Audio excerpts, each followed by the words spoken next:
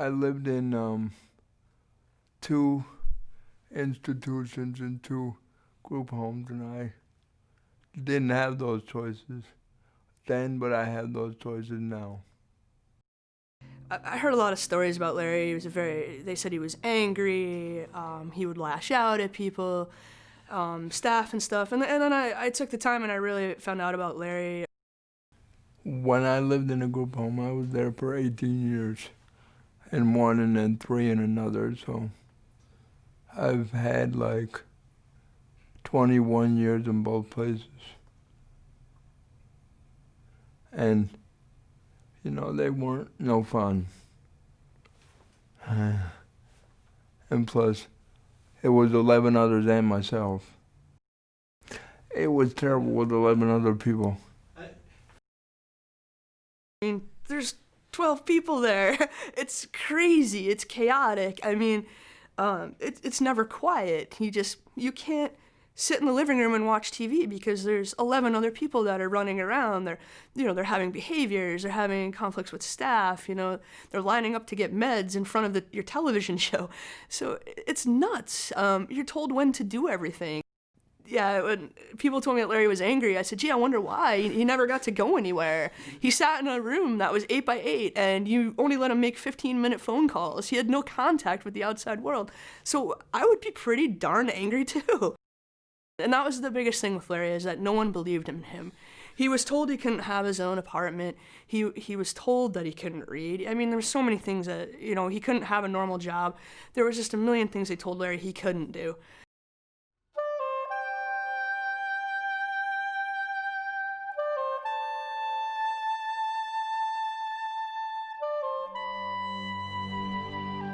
I feel that some of the issues that come with transforming the system is that people have to think differently and be able to take a little bit of risk.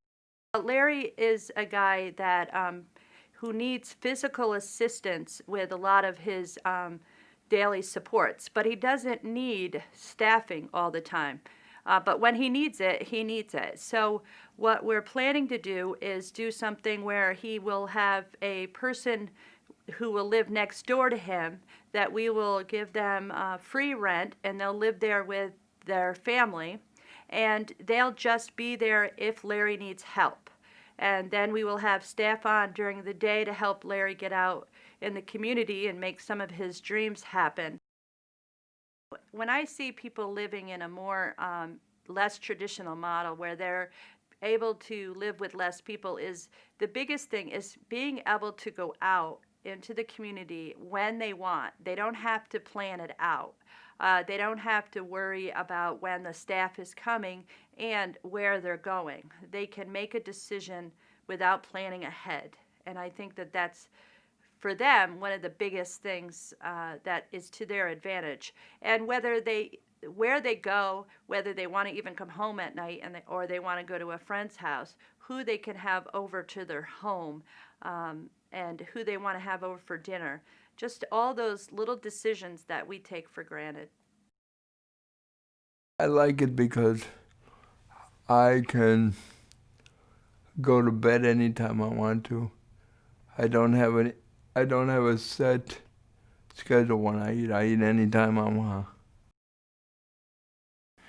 I usually hang out with him, make him a cup of coffee first thing when I get in, and he's big on his computer, so it's always, hey, can you help me with my computer? We'll do this, that, and the other thing. And then usually he likes to have his breakfast around 11, so he loves eggs, sunny side up every time. He took me into, it was a jewelry store the other day, somewhere I would never expect him to go, but he knew everybody that was working there.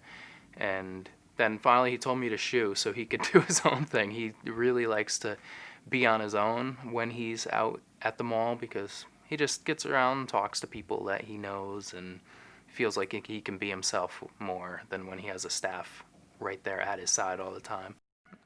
I've learned that regardless of what situation he could be in, he's got a lot of physical challenges that he has to overcome from day to day, but you wouldn't know it. He does not let that stop him. I mean, he's a much different person today. If you knew him 5 or 6 years ago, he's definitely, and he's a bunch of fun. He really is.